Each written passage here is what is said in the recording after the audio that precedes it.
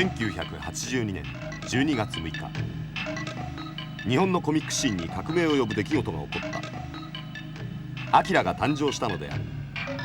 物語はアキラの目覚めてはならない力が暴走し、東京が一瞬に壊滅した時から始まった。そして舞台は2019年へと移る。東京湾上にスーパーテクノロジーシティとして東京はよみがえる。ネオ東京として。だが人々はアキラの謎を知らない。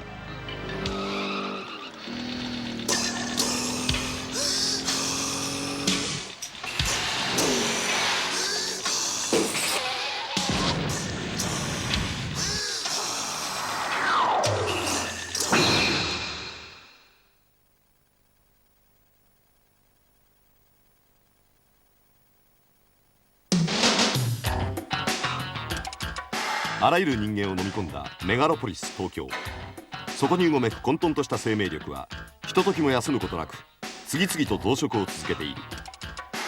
アキラの舞台となるネオ東京はこの東京が持つ不思議な生命力を触媒として原作者大友克洋のイメージが結晶化したと言われている。このビデオは映画「アキラ」が生み出される過程を通し、アキラという作品と大友克洋というクリエイターについて新しいアプローチを試みたオフィシャルレポートである。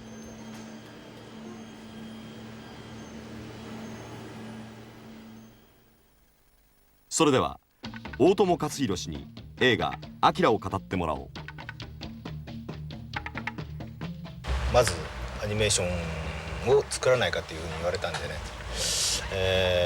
最初は要するに別にこれを映像化しようというふうにして考えて作ってたわけじゃないんで、アニメーションしないかっていう時にアニメーション僕は好きでしたから、じゃあその前にも少し作ってたし、知ってる人もいるんで、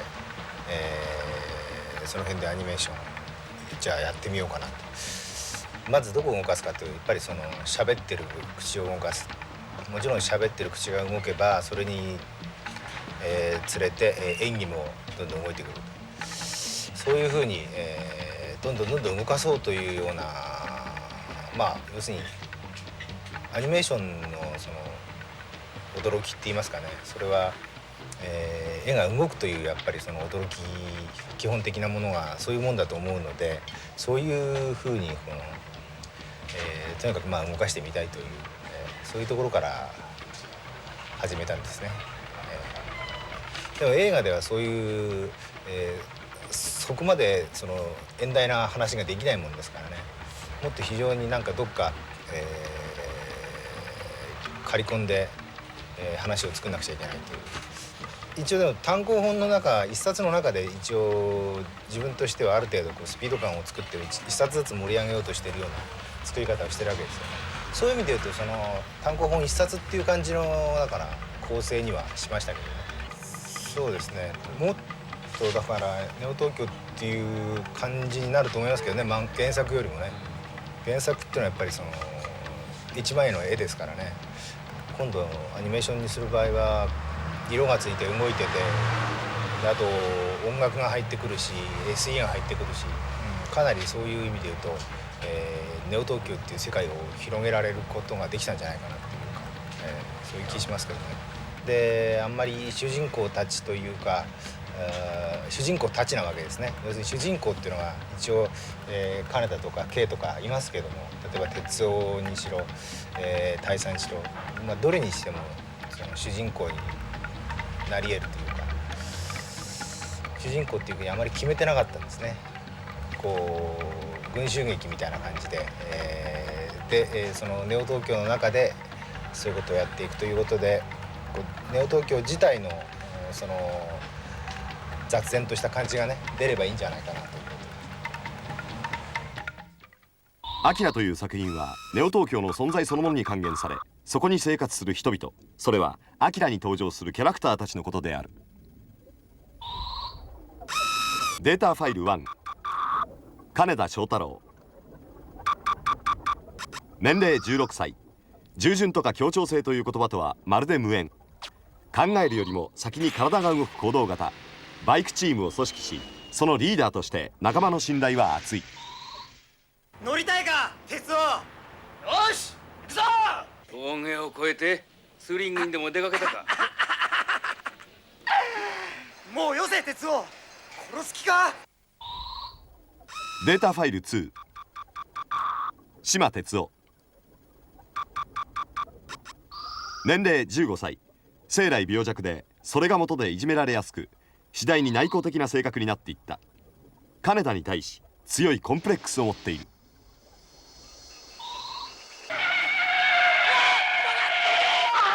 うるさい。俺に命令すんな。俺に構うな。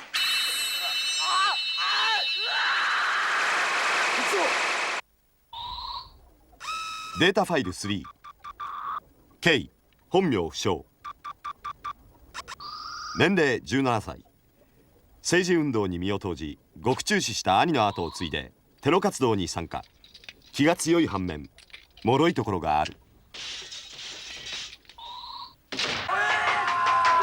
俺は革命ということについて君とじっくり話をしたいと思ってね。近頃のナンパも手が込んできたものね。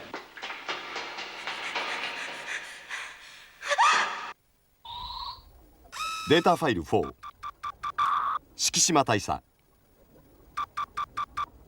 年齢42歳、自衛隊に入隊していた父がアキラプロジェクトに参加。そのことがアキラの謎に触れることになる。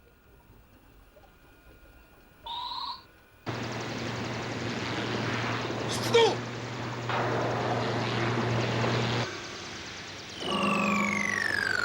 見てみろこの慌てぶりを。怖いのか。怖くてたまらずに覆い隠した。自ら開けた恐怖の穴を慌てて塞いだのだ。データファイル5、清子。超能力に覚醒した時は9歳。極秘に行われたプロジェクトの非実験体25号、精神官能未来予知能力を有する。夢を見たの。夢？人がいっぱい死んで、私たちはもう一度アキラくんに会ったの。アキラに？街が壊れて、人があんなにいっぱい死ぬわ。データファイル6、たかし。覚醒は8歳、非実験体26号。夜の高速道路で鉄夫と接触。強力な念動力で鉄夫のバイクを破壊した。念動力と瞬間移動能力を有する。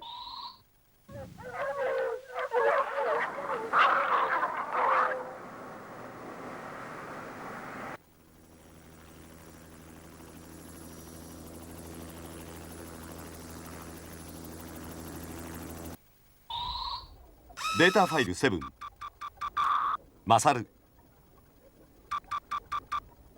覚醒は8歳の時、非実験体27号。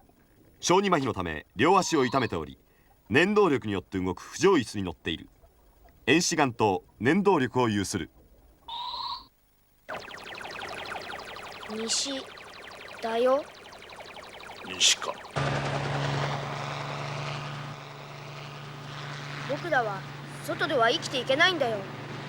さあ戻ろう。データファイル8、アキラ。データ不明、非実験体28号。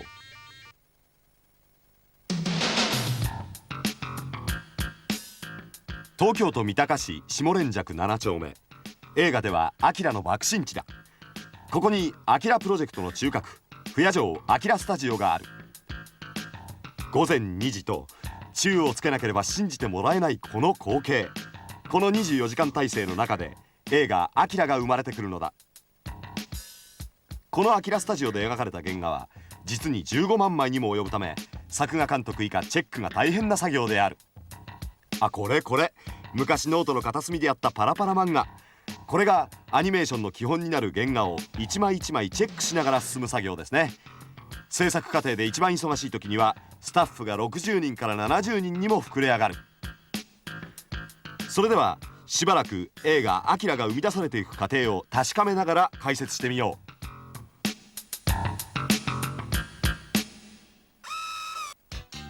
まずイメージボード。大友監督直筆のこのボード集は映画「アキラ」の全体イメージを制作スタッフ全員が共有するために書かれている。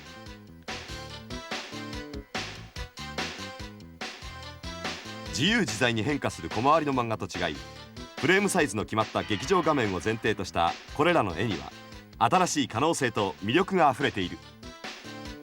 今にも動き出しそうな力を感じないか？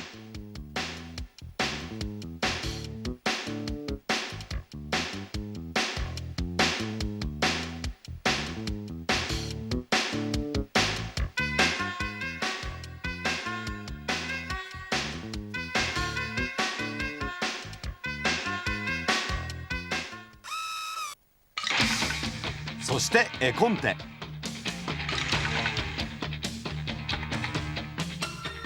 これはすごい。とにかくこのボリュームを見てくれ。全体が4パートに分けられており、全部で738枚にもなる。これを一人で描いたのはもちろん大友監督。映画作りの大変さ、難しさもこの中に全て凝縮されているような存在感があるね。一コマ一コマが70ミリを意識した横長の画面で構成されており、大画面だから設定も非常に細かくなる。これはガラスの裏書き。この文字まで指定してある。モニターに映るドッグフードの CM。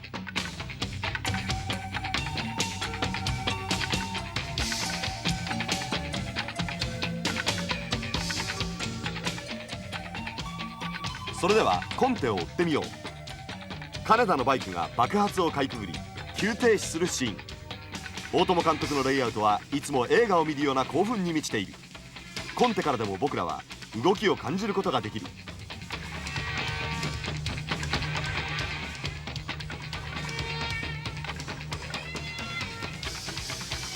それではこのコンテの一連の動きを本編で見てみよう。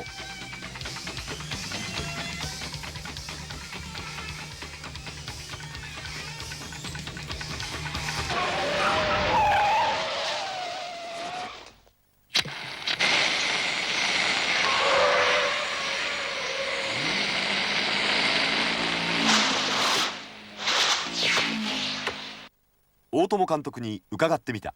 そうですね、だからかなりコンテ段階でね、随分いろんなもの書きましたけどね。で要するにコンテで随分映画でやるみたいな、そのいろんなものを撮るっていうか書いて、それをかなり、削ったんですよね。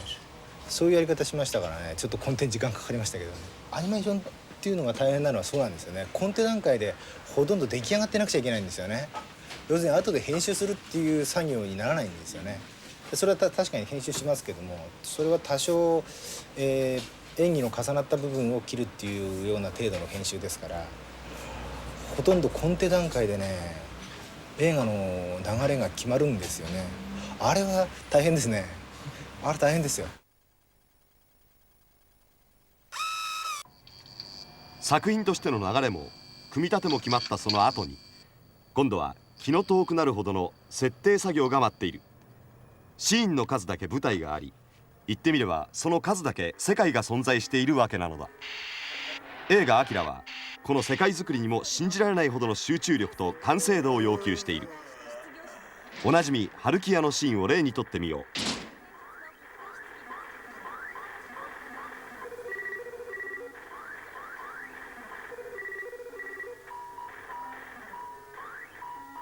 う。よう、何ぞ。ピーナッツ3個。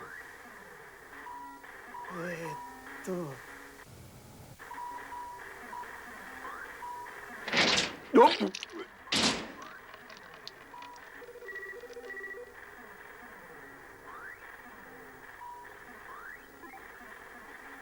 ブラウンの奴らを感情交互に追い込んだぜ。脅かしやがって。ドアぐらい静かに開けろ。心にやましいことがあるからそうやっていつもビクビクしてんだよ。たまには普通の飲み物も売れよな。お前らこそなんか飲んでけ。うちは待ち合わせ場所じゃねえんだよ。あの犬のしょんべんを。これが春木屋の外観。ビリヤードなんて書いてある。入り口の前に置いてあるポンコツ車。映画では一瞬だけどこれだけの情報が詰まった車なんだね。店内の様子、バーカウンター、大まかな美術設定、見取り図、ジュークボックス。ジュークボックスでかかる音楽は東京ラプソディだったそうな。ドアに「とって」なんて書いてあるぞ。歩きは別に何でもよかったんですね。あれも何でもいいんですね、僕はね、本当は。そういう名前の付け方っていうのはなんか意外とイージーにやってますんでね、あんまり別に意味はないんですね。近所にある洋服屋であったりラーメン屋であったり別に何でもよかったんですね。その近所にあるっていう感覚が欲しいんですよね。要するにそうなんていうかな、そういう日常の感覚ですよね。映画っていうのはもうカットがつながりますからね。問題はそのつながった時に初めて、スピード感が出たりその感情が出たりね。本当はまあ一コマの中でそのあればいいわけですけども、映画っていうのはそれをかなり分割して一つのものを作るっていうのが感情であったり、アクションであったり、そのまあいろんな表現方法ですね。それが全部そのかなり分割して作ったものをモンタージュして初めて映画になるわけですからね。でかなりそういう意味で言うとそっちの方の構成みたいなね気にしましたけどね。何気なく見過ごしてしまうシーンの一つ一つにも世界がある。次に2019年になっても変わらないであろうヤングジェネレーションの世界をちょっと覗いてみようか。金田や哲夫が通う職業訓練校である。生活にも適応できないお前らのようなクズどもはここをしくじったら後がないんだぞ。聞いとんのか貴様ら。指導指導指導。ありがとうだとこの野郎。てめえいつか勝負してやるかんな。覚えてろよ。腐れって死んじまえ。助けこれぞ健康有料不良少年たち。そしてその先生たち、いやご苦労様。硬派アキラにだって K をはじめ女性キャラクターがじゃんじゃん、いやそれなりに登場しているわけだ。大勢がいっぺんにアクションするモブシーン、線画で見ると一人一人きちんと動いているね。でも後ろにいるキャラクターは当然のことながら映画では見られなくなってしまう人たちだ。この人たちもご苦労様。なぜ大友作品には他のアニメーションのような可愛い女の子が出ないのか。大友先生、どうしてなんですか？女の子は可愛くないですね。女の子がね、どうしてお前はそうやって変な女ばっかり描くなんて言われてね、あれは随分ね悩みましたけどね。まあ別に悩まない、あんまり悩みはしませんでしたけどね。要するにそのいっぱい持ってきてね、いやこういう可愛い女の子が描いてるやつが受けてるんだとかね、いろいろ言われましたけどね。その辺はなんかポリシーがあったんですか？ポリシーいや別に可愛い女の子はね、みんなが言う可愛い女の子ほどなんてそんな難しくないんですけどね、あれはその描けるから、いいやと思ってて、どうしてもその可愛い女の子描けなきゃ食っていけないって言われたら描きますけど。次にスタッフでも人気の高いキャラクターのかおりちゃん。可愛いといえばまあ可愛いか。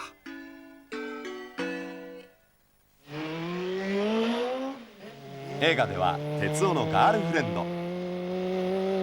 でも哲夫のガールフレンドも世話になったからな。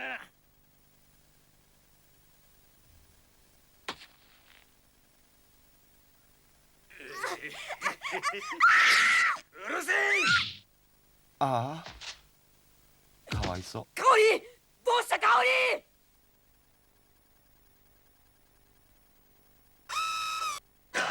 さてさてお次は天下御免の学生証で、既得の母親に会いに夜中集団でバイクを走らせていたらクラウンと名乗る不良グループに絡まれ乱闘となった。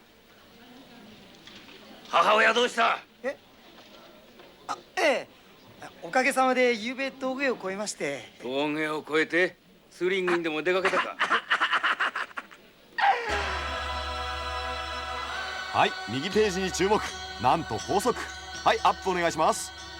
おやおや、人間そう簡単には変わらないんですね。ネオ東京観光絵はがきではなく、これが本物のネオ東京建設工事現場。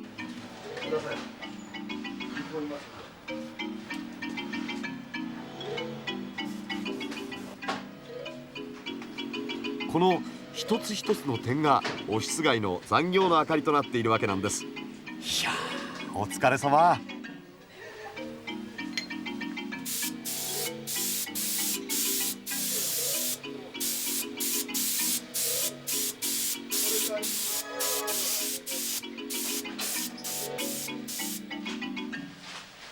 映画「アキラ」の壮大なスケールを描き出すためには究極の緻密さが要求される。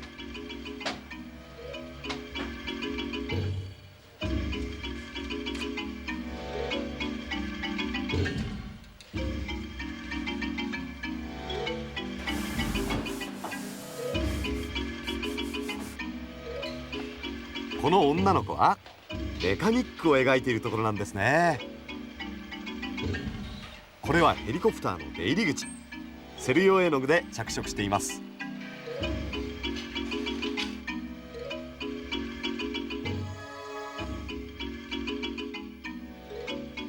一点一点が実物と見間違えるばかりのクオリティだ。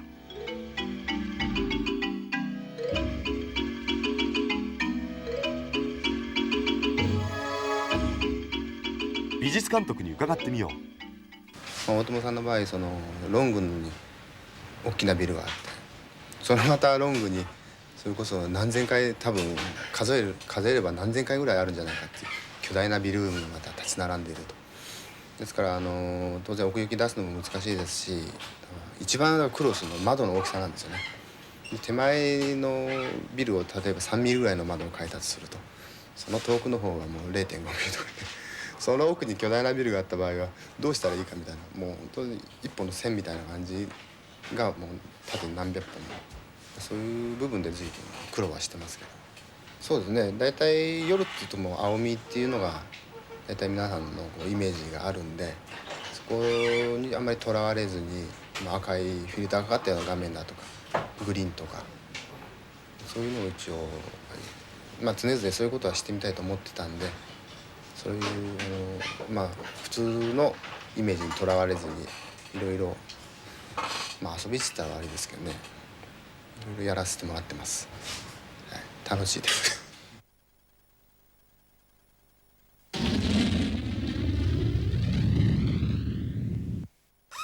背景ときたら彩色だ。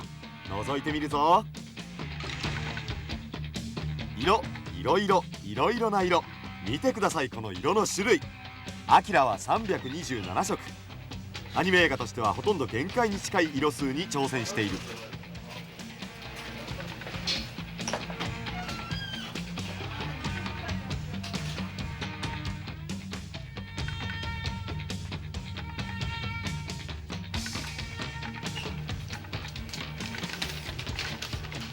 ネオ東京の日常を本物の日常らしく。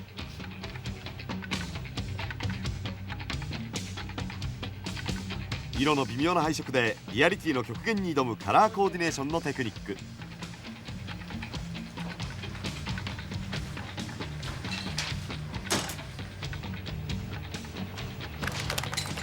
パラパラっと原画だけでなく色がつくとよりリアルだな。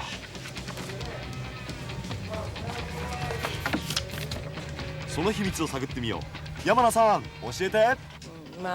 一般の今までやったアニメーションよりかなりナイトシーンが多いんで、その辺の色味ですね、大体からチャートいいですか、出しても。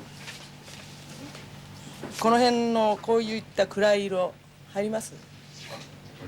あとこういう色とか新しく出した新色とか、普通はこの辺まで止まるわけですね。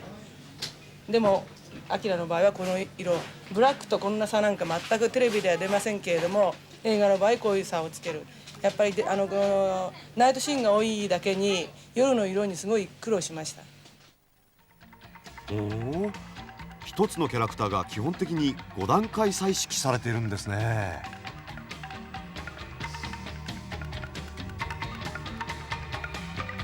手応えは十分あります。もう今日は何打席何安打かっていうそういう確率で、監督のところに色見本をお持ちしますけれども、その時に今日は4打数4安打だったらもう万々歳です。5打数0安打の時ありますからねがっかりして帰ってきます。